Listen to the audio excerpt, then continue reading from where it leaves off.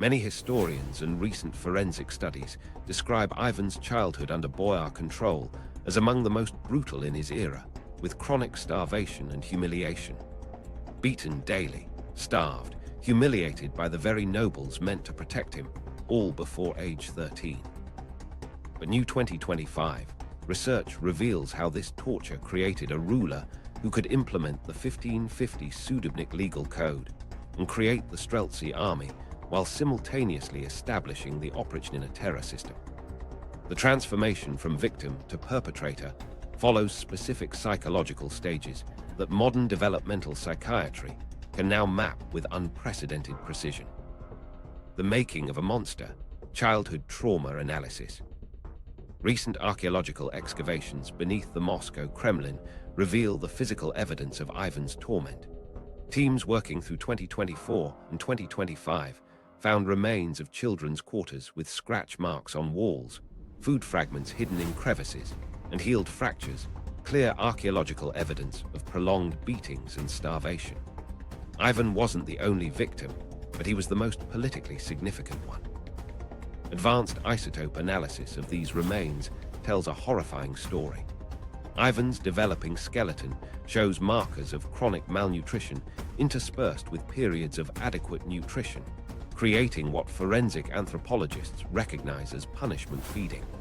His growth plates reveal multiple interruptions from severe stress that literally stunted his physical development. Chemical signatures indicate sustained elevation of cortisol levels that would have flooded his developing brain with stress hormones for years. Historians confirm the Boyar's systematic humiliation, locking the prince alone, denying him food, forcing him to fight daily for each meal as deliberate political control, not isolated cruelty. This institutional child abuse followed patterns that modern psychology recognizes as psychological conditioning. The Boyars alternated severe deprivation with brief relief, creating learned helplessness on an unprecedented scale. Contemporary forensic psychiatry maps how this sustained trauma rewires developing minds. The amygdala becomes hyperactive while the prefrontal cortex fails to develop properly. Neural connections between emotional processing and rational thought become fundamentally altered. Dr. Marcus Rodriguez at the Institute for Criminal Neuroscience explains that prolonged terror creates specific pathways that remain active throughout life. Ivan's case stands apart when compared with other violent leaders. Pol Pot experienced childhood abandonment. Stalin endured systematic beatings. Mao survived famines that killed siblings. But Ivan's abuse was institutionalized, systematic, and designed to break his will while keeping him alive as a political symbol. Criminologist Dr. Angela Martinez has mapped the specific stages of Ivan's psychological transformation through what she terms victim-to-perpetrator progression phases. These predictable stages appear in over 90% of cases where childhood abuse victims later commit systematic violence. Phase 1 involves complete powerlessness and terror. Phase 2 shows survival mechanisms requiring emotional numbing. Phase 3 demonstrates proxy violence hurting others to process personal pain. Historical records document Ivan's progression with unusual precision. During captivity, he began torturing small animals while Boyars watched and laughed.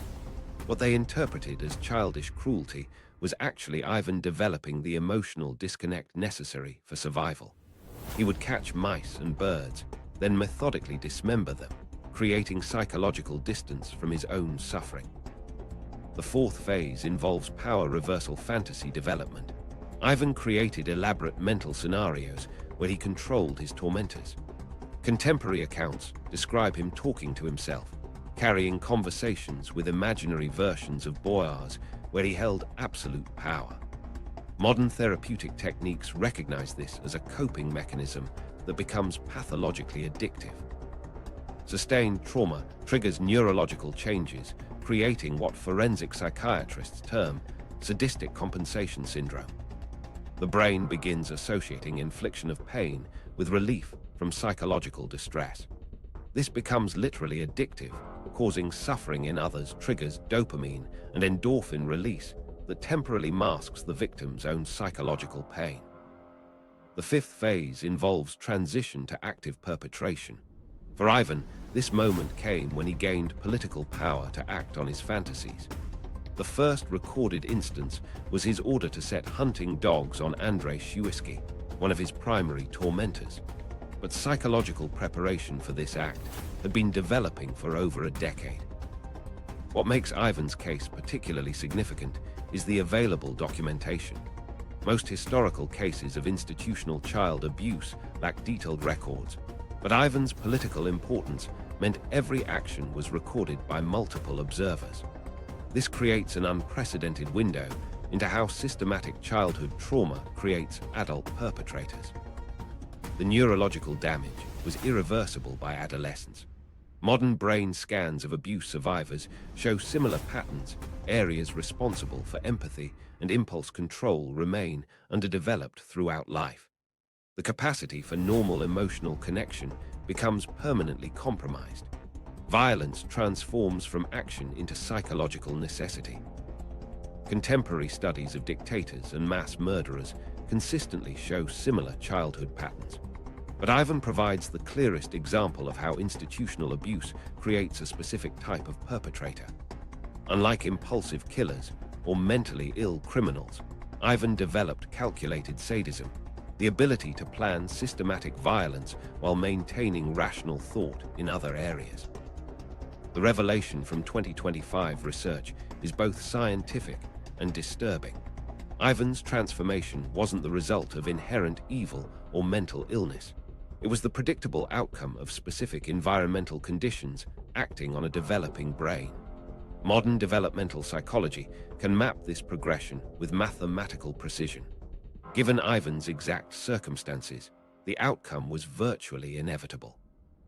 This understanding doesn't excuse Ivan's actions, but explains them in ways previous historical analysis never could. The boy who begged for food scraps and cowered from boyar beatings became the man who systematically terrorized an entire nation. The connection isn't just psychological, it's neurological, measurable, and tragically predictable. Dr. Rodriguez puts it simply: Ivan the Terrible wasn't born a monster. The boyars created him, one day of systematic abuse at a time, until his brain could no longer function without causing the same pain he had endured. The psychological blueprint was complete, but the physical evidence of this transformation remained hidden for centuries, waiting for modern technology to reveal the full extent of what had been done to Russia's future Tsar. Digital reconstruction, meeting Ivan face to face. Using 2025 photogrammetric analysis of a recreated 3D printed skull bust based on Gerasimov's 1963 reconstruction, researchers mapped healed cranial fractures consistent with repeated blows.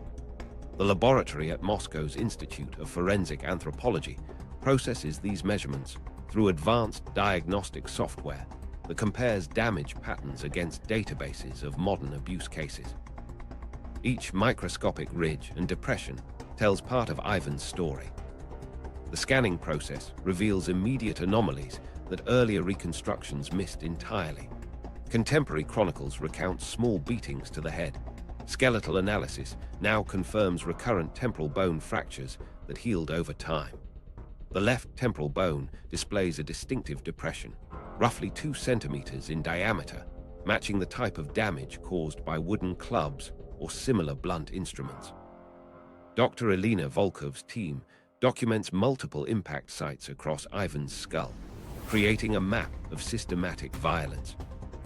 Advanced bone density analysis exposes irregular patterns throughout Ivan's skeletal structure.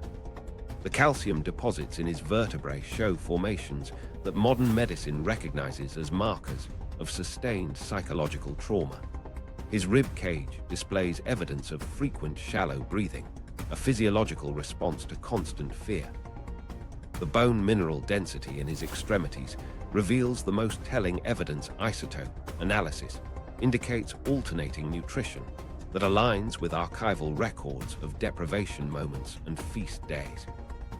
The reconstruction software builds Ivan's face layer by layer, using current understanding of how muscle attachment points reflect psychological states. The computer identifies unusual tension patterns in the jaw muscles, suggesting chronic teeth grinding associated with anxiety disorders.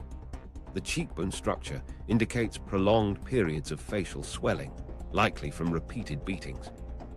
As the digital model takes shape, Ivan's true appearance emerges, far different from the idealized portraits created during his lifetime.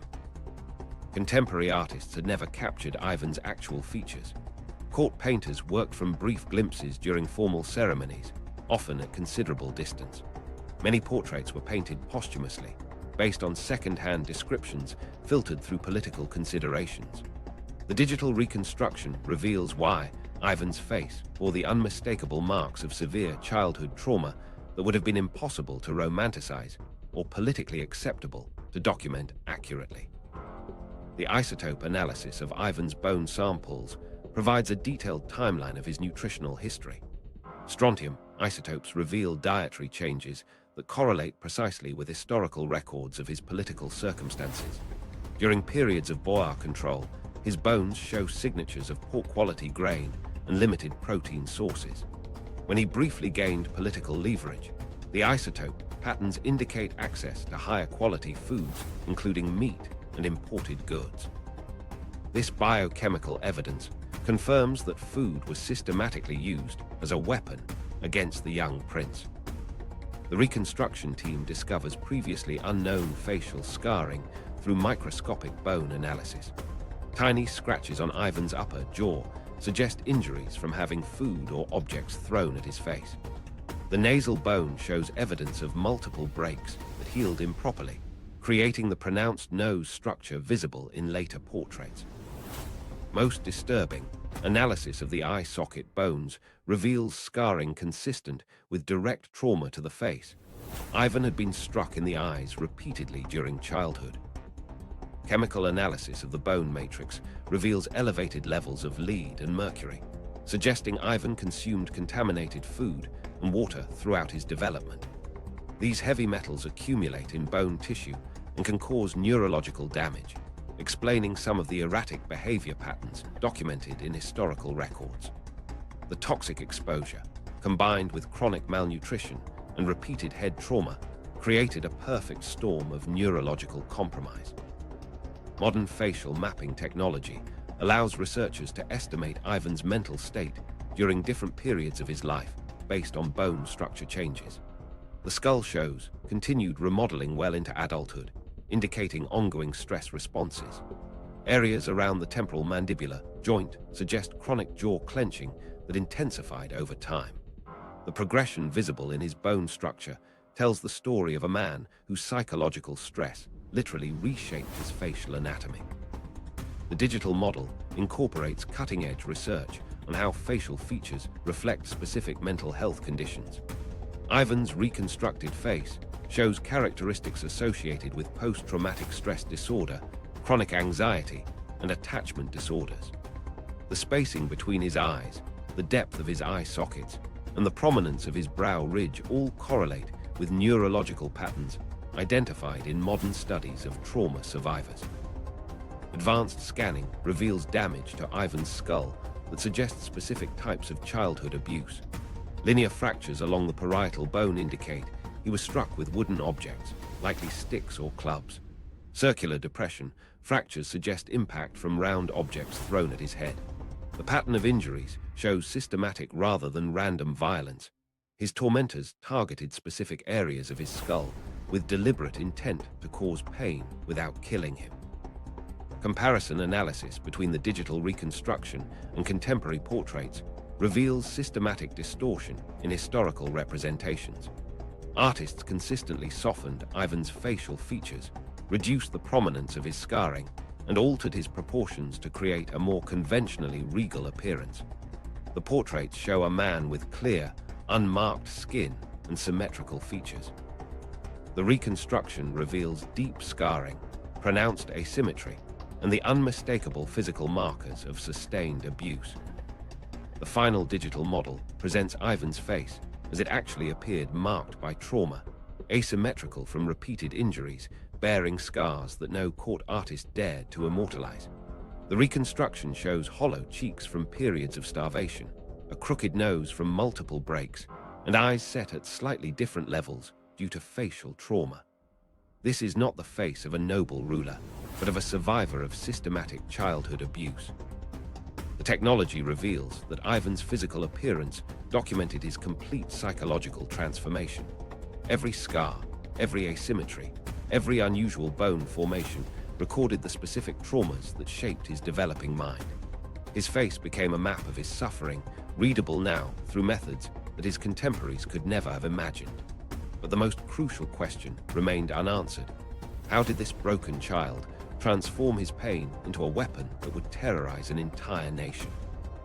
The answer lay in understanding the precise moment when victim became predator. The psychology of power, from victim to predator. December 1543. 13-year-old Ivan orders his guards to release the hunting hounds.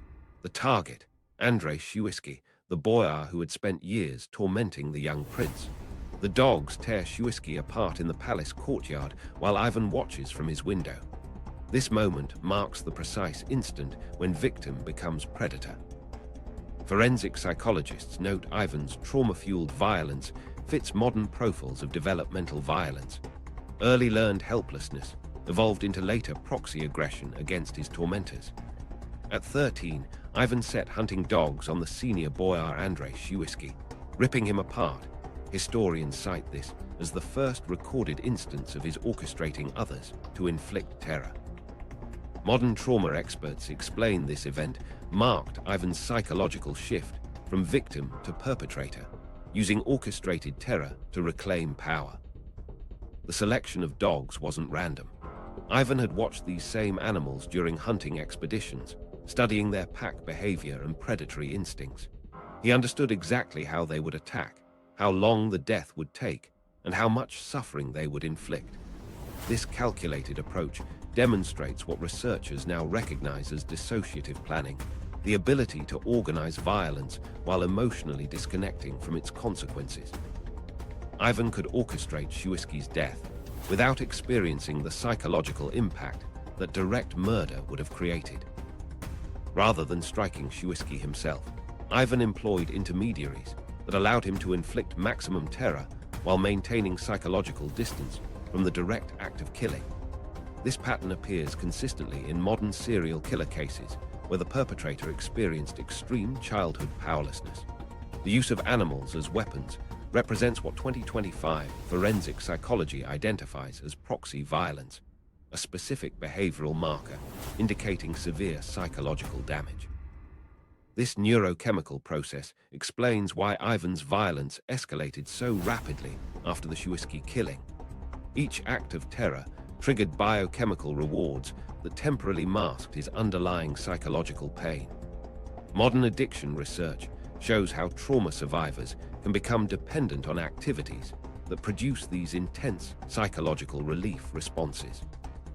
For Ivan, causing fear became his primary method of emotional regulation, replacing healthy coping mechanisms that his abusive childhood had prevented from developing. The psychological distance provided by using dogs served another crucial function. Direct violence requires the perpetrator to process the victim's suffering in real time, their screams, their pleas, their physical agony. This immediate feedback can trigger empathy responses that make repeated violence psychologically costly. By employing animals as weapons, Ivan could inflict maximum suffering while avoiding the emotional burden of witnessing his victims' humanity during their final moments. Contemporary analysis of Ivan's behavior patterns reveals how trauma bonding shaped his relationship with violence. Trauma bonding occurs when abuse victims develop psychological attachments to the very experiences that harm them as a survival mechanism. Ivan's childhood taught him that violence was the primary form of human interaction. Pain, humiliation, and terror became the emotional language he understood most fluently. When he gained power, he naturally communicated through the same methods that had been used against him.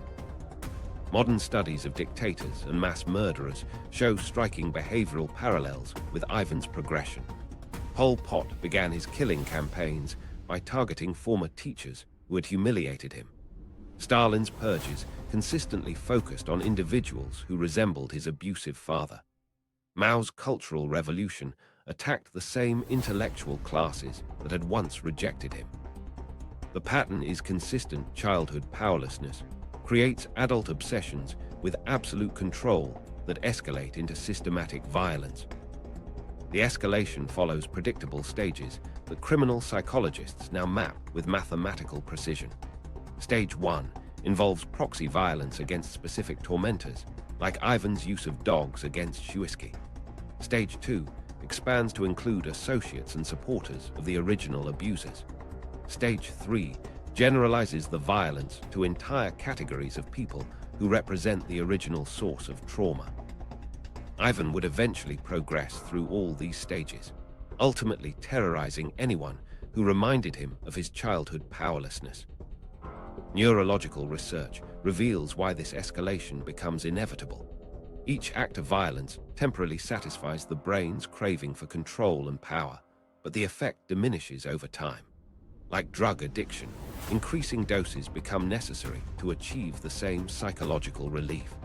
Ivan needed progressively more extreme acts of terror to generate the neurochemical rewards that masked his underlying trauma. What began as revenge against specific individuals transformed into systematic campaigns of mass murder. The addiction to fear operated on multiple psychological levels simultaneously. Ivan's conscious mind justified violence as political necessity or divine mandate. His unconscious trauma responses drove him toward increasingly extreme acts that provided temporary relief from psychological pain. His neurochemical systems reinforced the behavior by releasing reward hormones each time he successfully terrorized others. These three systems created a self-perpetuating cycle that made peaceful governance psychologically impossible. Modern understanding of attachment disorders explains how Ivan's relationship with violence replaced normal human connections. Healthy individuals develop emotional bonds through positive interactions, love, trust, mutual support.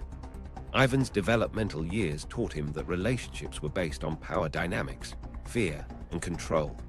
He literally never learned how to form connections that didn't involve dominance and submission.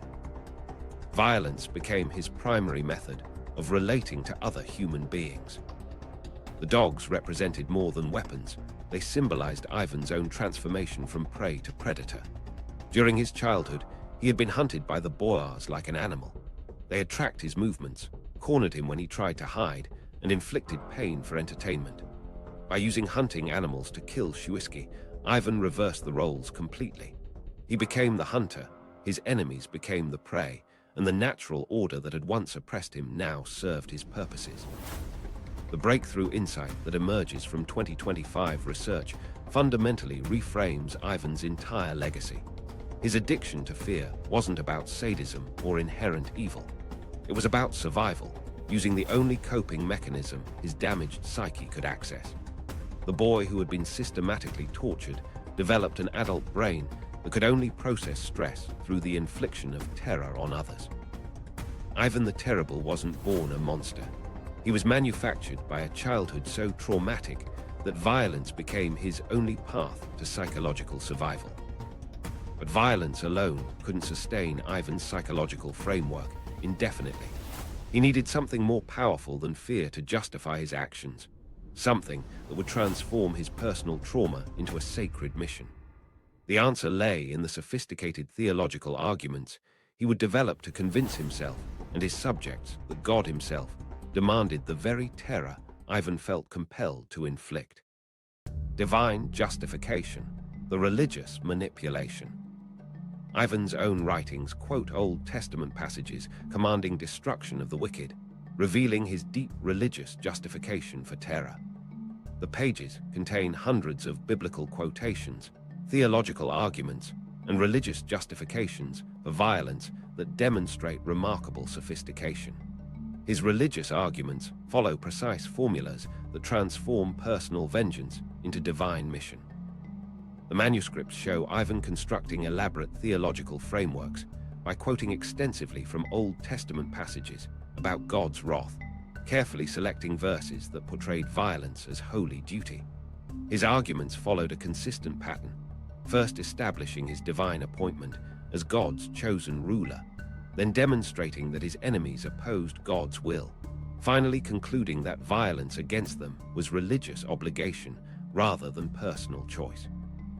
His tutor monk modeled Byzantine imperial ideology from Sophia Paleolog, and Ivan adapted these religious teachings to justify his autocracy and terror. Byzantine Christianity emphasized the divine nature of imperial authority, teaching that emperors ruled as God's representatives on earth. Ivan absorbed these concepts during his education, but twisted them into something far more dangerous. He argued that opposition to his rule wasn't political dissent, but blasphemy against God himself. The theological manipulation became most apparent in Ivan's treatment of suffering. Traditional Orthodox theology viewed suffering as spiritual purification, a path toward divine grace. Ivan inverted this concept, arguing that inflicting suffering on God's enemies was itself a form of worship. He created elaborate biblical justifications for torture, claiming that causing pain to sinners helped purify their souls before death. This represented a fundamental perversion of Christian doctrine that served his psychological needs perfectly. Orthodox leaders urged moral education through the 1550s Stoglavy Synod Church reforms, but Ivan twisted religious discipline into divine sanction for violence. He isolated his subjects from alternative interpretations of Scripture by eliminating educated clergy who might challenge his theological arguments. He created a closed information environment where his version of Christianity became the only available religious framework. This isolation made his subjects psychologically dependent on his interpretations of divine will. The psychological protection that religion provided Ivan becomes clear through modern trauma research. Religious belief systems can shield perpetrators from guilt by externalizing moral responsibility. Ivan's elaborate theological justifications allowed him to commit horrific acts without experiencing the psychological burden of moral guilt. Every execution, every torture session, every act of terror became an expression of religious devotion rather than personal violence. Analysis of Ivan's personal prayer books reveals the depth of his religious conviction. He spent hours each day in prayer, genuinely believing he was fulfilling God's will through his actions. The prayers show him asking for guidance in carrying out divine justice, requesting strength to endure the burden of being God's instrument of wrath. This wasn't cynical manipulation. Ivan appeared to genuinely believe that God required him to inflict the same suffering he had endured as a child. The Byzantine influence shaped Ivan's understanding of religious authority in ways that made his manipulation particularly effective. Byzantine emperors claimed direct communication with God, arguing that their political decisions reflected divine revelation. Ivan adopted this framework completely, presenting his increasingly erratic commands as messages received through prayer and meditation. His subjects found themselves in an impossible position. Disobeying Ivan meant disobeying God. Modern psychological research reveals how trauma affects religious belief in ways that explain Ivan's particular form of faith. Childhood abuse often creates what researchers call punitive God syndrome, the belief that God is primarily concerned with punishment rather than mercy. Ivan's theology reflected this distortion, emphasizing divine wrath while minimizing concepts of forgiveness and compassion. His religious worldview mirrored his traumatic childhood experiences, where pain was the primary form of communication. The sophistication of Ivan's theological arguments demonstrates his remarkable intelligence working in service of psychological dysfunction. He understood exactly which biblical passages would resonate with his audience, how to structure arguments that seemed logically sound, and which emotional appeals would overcome rational objections. His religious writings show the same analytical capacity that made him an effective military strategist and political reformer, applied to the task of legitimizing systematic violence. Contemporary scholars studying authoritarian leaders find that religious authority becomes a particularly powerful tool for legitimizing personal trauma responses. Ivan's claim to divine appointment allowed him to transform his individual psychological needs into collective religious obligations. His subjects weren't just obeying a political ruler, they were participating in God's plan for Russia. This framework made resistance not only politically dangerous, but spiritually damning. The theological manipulation extended to making his subjects complicit in their own oppression. Ivan argued that accepting his violence demonstrated religious faith, while resistance revealed spiritual weakness. He created religious ceremonies around executions, presenting them as communal acts of worship rather than political punishments.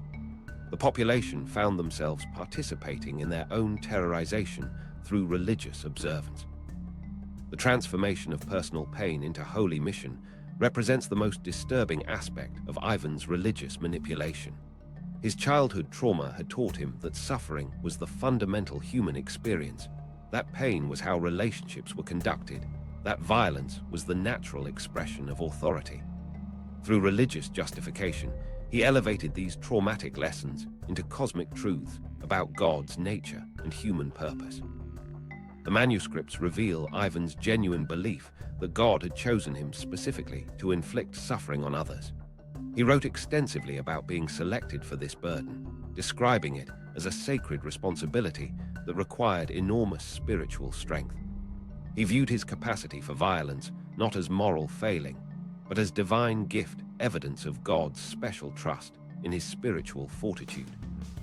The disturbing realization emerges that Ivan's religious manipulation wasn't primarily cynical calculation. It was sincere theological conviction shaped by severe psychological damage. He genuinely believed God wanted him to inflict the same pain he had suffered, that his childhood trauma had prepared him for a divine mission of systematic violence. But religious justification alone couldn't sustain the scale of terror Ivan envisioned. He needed an organizational structure that could systematically implement his divine mandate across an entire empire. The Oprichnina system, state-sponsored terrorism,